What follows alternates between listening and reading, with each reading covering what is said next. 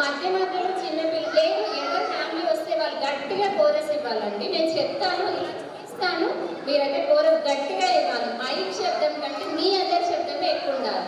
ఓకేనా? కుటుంబం పాలవాది కుటుంబం పాలవాది నారాయణ పాలవాది రంగమ్మ పాలవాది నారాయణ పాలవాది అనసూయమ్మ కుటుంబం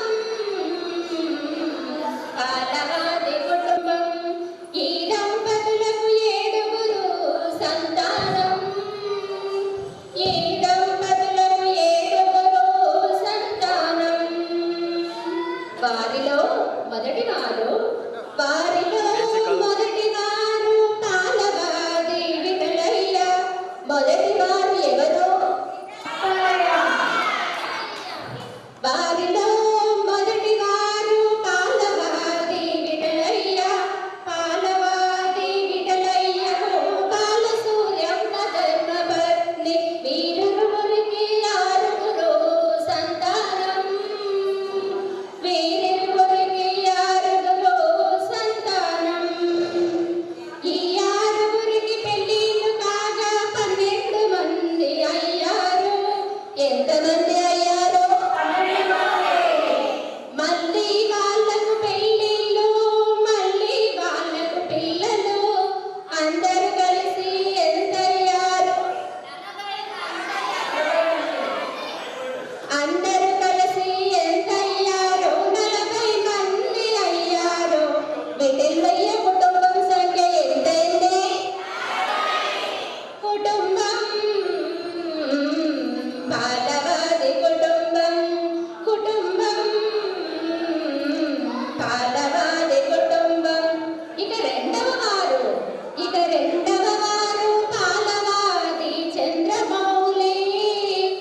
రెండవ వారు ఎవరు? పాలవాది చంద్రమౌళికి చంద్రకళ ధర్మపత్ని. వారిరువురికి 3 సంతానం. వారిలో ఇద్దరికి పెళ్ళిళ్ళు కాగా 5 మంది అయ్యారు. మళ్ళీ వారికి పిల్లలు. అందరూ కలిసి ఎంత అయ్యారు? అందరూ కలిసి ఎంత అయ్యారు? చంద్రమౌళి కుటుంబం ఏంటి?